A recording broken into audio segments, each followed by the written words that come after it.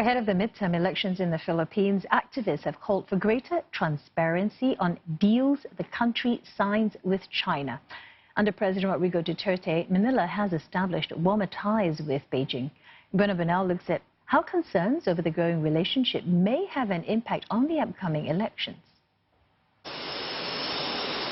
A 30-minute trek from the rural village of Daraitan is this gift of nature.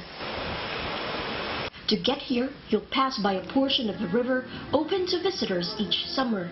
But uncertainty looms for this picturesque scene with the government's planned construction of a dam nearby. Conservationists and the local Dumaga tribe fear it could lead to flooding in the area. We are here at the foot of Mount Mamara, one of two peaks here in Daraitan village, famous among mountaineers. It's still part of the mountains of Sierra Madre. In here you see majestic rock formations surrounded by lush greenery, all sacred ground for the Dumagat tribe. Now, without being provided a copy of the deal for the dam's construction translated into local language, or even just a map of the plan, tribe members fear they may be losing their native land. Mga apo, anak, ano nang nangyayari sa kanila? Wala na kaming titirahan. Samantala nga napakalaya namin ditong namumuhay sa ngayon. Yung kabuhayan namin ay dito sa lugar na ito at dito na ako namuhay. At dito na rin yung aking tirahan.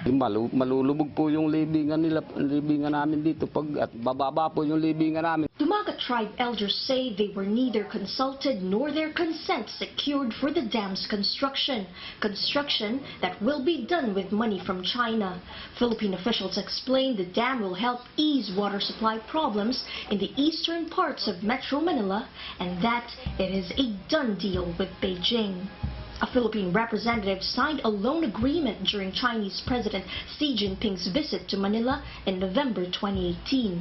Mr. Duterte's growing ties with China come despite domestic criticism and calls for him to take a tougher stand against Beijing over disputes in the South China Sea.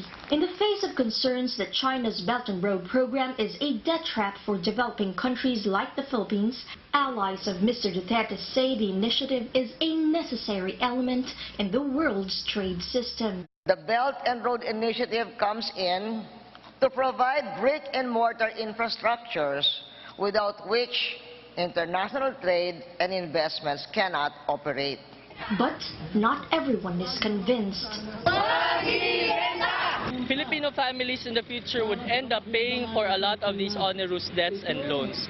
And I think that should be a clear electoral issue where our Philippine government should stand, especially when China refuses to see us as an equal, as a counterpart. The government assures the public that commercial loans still have higher interest rates than those offered by China and that there is a 10% rate of return on these loan-driven projects. These protesters in front of the Philippines Foreign Ministry are calling for transparency when it comes to deals the government has signed with China. A survey by the polling body Social Weather Stations released April 2019 shows that 44% of surveyed Filipinos disagree that what the Chinese government wants to happen in the Philippines is good for Filipinos, with only 27% agreeing and 29% undecided. It's a wait and see as to how this seemingly anti-China public sentiment will play out in the midterm elections. Bueno Bernal, CNA, Manila.